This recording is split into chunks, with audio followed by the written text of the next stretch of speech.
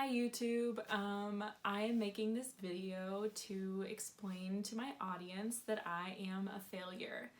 No, maybe a loser. I think quitter is the most accurate word. I decided to quit Americorps NCCC, and I want to make this video to explain why I made that decision and why there won't be any more NCCC vlogs.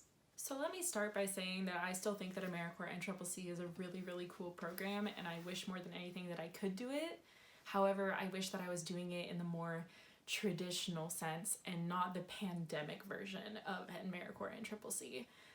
So basically, the first red flag for me was the announcement of our first project, which was contact tracing for COVID-19. And that was really different than any of the Americorps NCCC projects that I assumed we would be doing. Contact tracing is very much you sitting at a computer with a phone for literally 8 hours a day, calling people, and a lot of times talking to people who are difficult or who don't want to talk to you. And it's very isolating and it's very independent. And Americorps NCCC traditionally has much more team-based projects. So when I signed up, I really wanted to do things with a team. I really wanted to meet other people, work with other people, and I also really wanted to do a varied amount of projects. And contact tracing was going to go until April, which is a really long time to spend on one project. So I expected to be with a team, and furthermore, I expected to be, doing things outside, like rebuilding trails or building houses or doing something like working in a food bank. And being on the phone for 8 hours a day, 5 days a week was not at all what I envisioned when I signed up for NCCC. I started to just feel like it would be a really disheartening experience. It seemed really isolating to just be making phone calls by yourself all day, every day. It just seemed a lot like telemarketing, and it just did not seem like the right fit for me. So that was kind of the first red flag, was just what the project was and how that differed from my expectations of what the program was supposed to be like in the first place. So second red flag was just the way that they were training us to make these phone calls. They were throwing out really tough situations, like what if you call somebody and they say they can't quarantine because they have to work to feed their family? And then they didn't really give us the tools to deal with said situations. So they would give us these really tough, really hard situations that people might be in, and then be like, how are you gonna deal with this? And then didn't tell us how to help those people cope with said situations. And that started to make me really uncomfortable. And then a lot of the resources that we were supposed to give out to people were hey, call this government hotline and see if you can get monetary assistance for rent.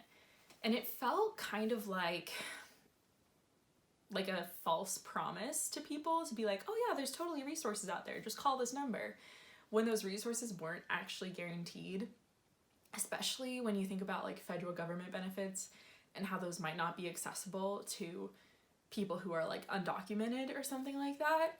And so it felt just a little scummy to me, and a little bit lying, and who knows, maybe those hotlines are actually really reliable and people get assistance 99% of the time.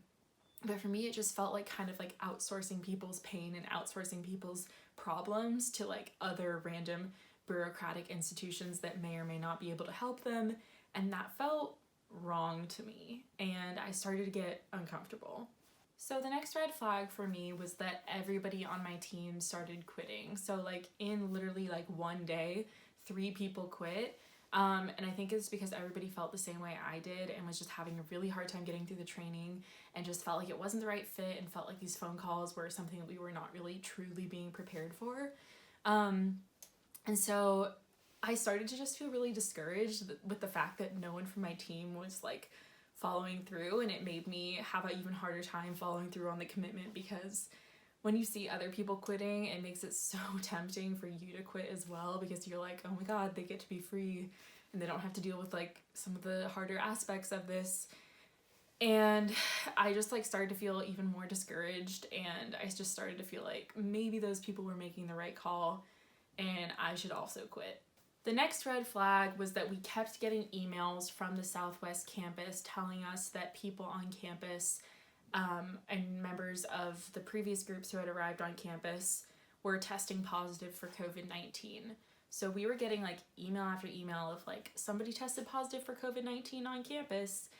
And it started to make me feel a little nervous about traveling there because so many people were infected on campus. And it also made me wonder, like, are they actually going to send us to campus after all? Like, are we really going to get to go to Colorado? Or are they going to cancel this whole thing and make this whole thing remote because it's too dangerous to send us as the next group? And then, like, I don't know, that didn't, like, happen. They didn't send an email saying, like, oh, like, we're not going to have you come to campus. The whole thing's going to be remote. But I started to just, like, have doubts and, like, become concerned that that would be the case because so many people on campus were testing positive. And I became concerned about traveling there, even if we were allowed to. And it just started to make me feel a little uneasy to enter a space where so many people had COVID-19. And then also, even if they didn't have us end up going there and they canceled it or they made it remote fully, I was still concerned about just like doing Americorps remotely because, you know, a big reason why I joined is because I wanted to travel, and that was like something that was kind of hanging in the balance, and like I was unsure if it was going to happen or not. So that was the other red flag. Lastly, I had some things going on in my personal life that were making it really hard for me to effectively be like a member of NCCC, and was making it really hard for me to show up and get my work done, which was just kind of like my own like mental health struggles. And that kind of like coinciding at the same time of all these like different red flags made me just realize like I can't do this right now and this isn't the right fit for me. So yeah, I ended up quitting. I don't feel great about quitting. Obviously it sucks to make a commitment and not follow through on that commitment, and also now I'm an unemployed loser. But, you know, I just felt uncomfortable with what was being asked of me, and for such like minimal pay, it just felt like kind of ridiculous to do this assignment. And I felt like there was just a lot of red flags, and like you probably noticed me losing enthusiasm in my last video, and it's just not at all like what I signed up for. So I want to reiterate again, I still think NCCC is a really great program, and I wish more than anything I could do like the traditional version of it, but this just isn't like the most authentic version of the program. It's very unusual circumstances, and I just like feel like I can't follow through with it. So if you're watching this in the future and you're trying to decide if NCCC is right for you, it probably is. It's just that 2020 is right now and there's a pandemic and it's not the same as it normally is.